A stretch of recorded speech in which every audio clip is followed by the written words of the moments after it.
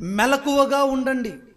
ఒక వ్యక్తి ఆధ్యాత్మిక అభివృద్ధి, భౌతిక సంబంధమైన అభివృద్ధి, ఒక సంఘం యొక్క అభివృద్ధి, ఆ సంఘము క్షేమాభివృద్ధి పొందాలి అని అంటే ఆ సంఘము కలిగి ఉండాల్సినటువంటి లక్షణాన్ని ఒకటి చెప్తున్నాడు. ఏమిటి అదంటే మెలకువగా ఉండండి. నిద్రపోతున్న వాళ్ళ స్తోత్రం చెప్పండి అంటే మీరు మెలకువగా ఉన్నారు. ఎంత మెలకువగా ఉన్నారండి. ప్రభు వచ్చేంత వరకు మీరు ఇలాగే ఉందురుగాక. అంటే ఇక నిద్రపోవద్దు. ఈ మాటలు మీరు వినండి.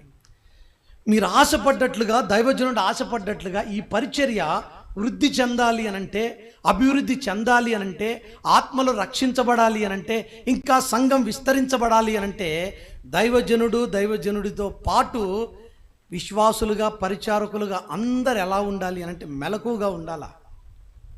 మెలకువగా ఉండాలి. ఎందుకు అనంటే మన విరోధి అయినటువంటి అపవాది గర్జించే సింహములాగా తిరుగుతున్నాడు. ఎందుకు అనంటే వాడికి సమయం కొద్దిగా ఉందని. ఏమండి, వాడికి సమయం కొద్దిగా ఉంటే మనకు ఎక్కువగా ఉన్నట్ట చెప్పాలి. వాడికి కొద్దిగానే ఉంది, మనకు కూడా కొద్దిగానే ఉంది. అంటే ప్రభు రాకడకి అతి సమీపంగా మనం ఉన్నాం.